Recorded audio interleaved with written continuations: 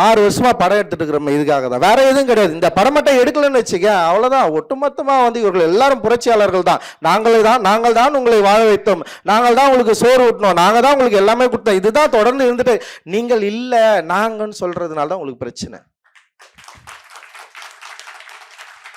So இந்த வார்த்தை அதுக்கப்புறம் வந்து சர்க்குலேட் ஆகுது. தொடர்ந்து இதை பற்றி பேசிட்டே இருக்கிறது.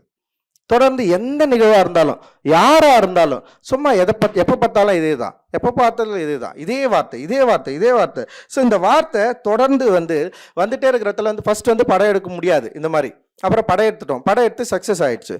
சக்ஸஸ் ஆனதுக்கப்புறம் உடனே தமிழ் சினிமாவில் டக்குன்னு மாற்றமே நிகழாமல் போனதுக்கு இதுதான் காரணம்னு சொல்லிட்டு உடனே வேற ஒன்று இந்த மாதிரி பேச ஆரம்பித்தோடனே அதுக்கு இடையிலேயே என்ன பண்ணுறாங்கன்னா இவங்க இந்த மாதிரி ஆளுங்க படம் எடுக்கிறேன்னு சொல்லிட்டு ஜாகுவார் காரில் வரானுங்க, அந்த காரில் வரானுங்க, இந்த வீடு காட்டுறானுங்க, அது பண்ணுறானுங்க.